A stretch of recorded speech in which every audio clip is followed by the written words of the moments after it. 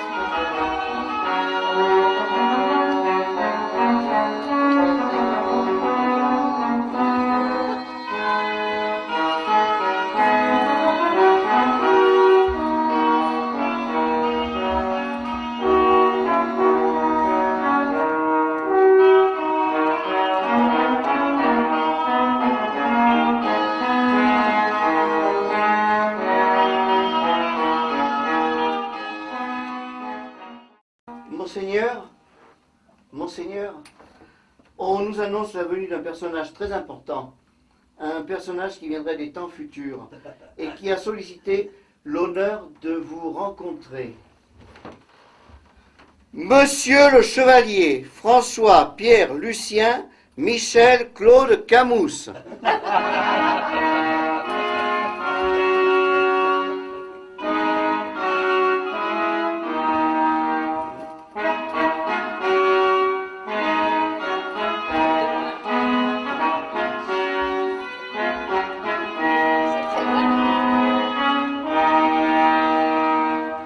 Monsieur le Chevalier François Pierre Lucien Michel Claude Camus.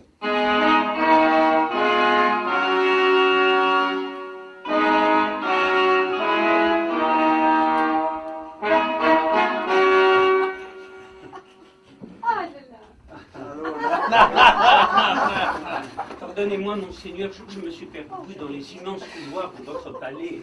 Ah, quel agrément de vous voir, chevalier. Je vous attendais. Votre visite m'était annoncée pour ce jour. Mais je vous demande une seconde, une toute petite seconde.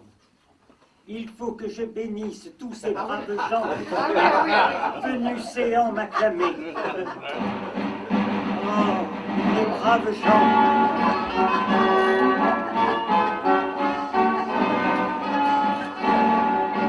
Ils sont venus, ils sont tous là.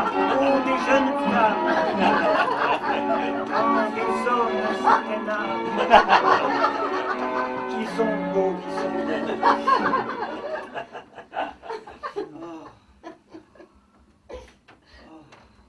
Eh bien, que faites-vous donc, chevalier, figé ainsi qu'un piquet? À genoux, je vous prie, si vous voulez que je vous bénisse.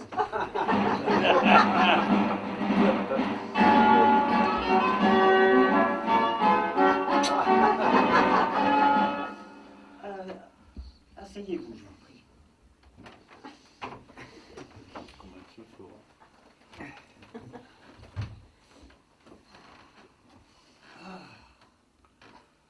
Chevalier, je suis à vous.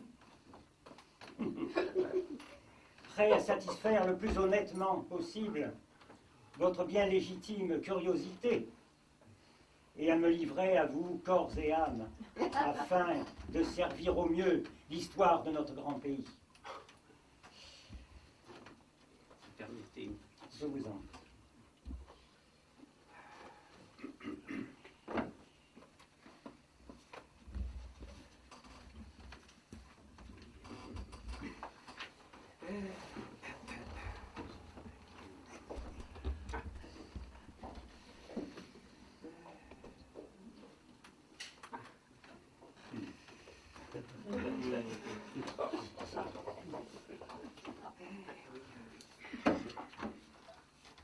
Monseigneur, vous êtes né, monseigneur, en 1421, dans la cité d'Angles-sur-Langlin, dans notre actuel département de la Vienne.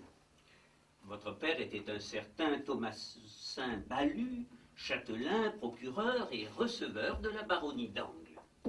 Un homme de bien qui m'éduqua dans le respect de notre sainte religion et me donna solides instructions et vif goût pour les sciences, les arts et la poésie. Et c'est en fait en la ville basse d'Angles-sur-Langlin que je vis le jour, non loin de la chapelle Sainte-Croix. Et il était entre deux maisons, un terrain fertile, planté de vergers, et c'est là que jadis s'élevait la maison de mon père. Or, votre enfance fut heureuse. L'une de vos distractions principales était de faire de la dentelle.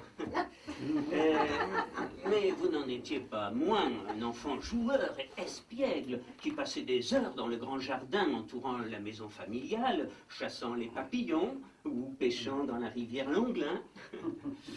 Ah, votre mère ne pouvait jamais vous tenir. Et le plus souvent, quand vous rentriez après vos folles cavalcades, c'était en haillons, les genoux en sang. Ah, que vous avez bien raison, chevalier. J'étais gamin bien turbulent. Et ma pauvre mère, qui était pourtant la plus douce des personnes. Jeune personne que vous évoquez, monseigneur, j'en ai relevé dans les chroniques quelques-unes. Jeanneton, la fille du ferronnier de la rue du Bac, qui faisait tourner la tête de tous les jeunes garçons du quartier.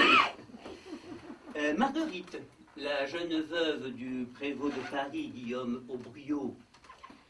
Anne, la nièce bien d'un aubergiste de la rue de Champfleury, près du Louvre.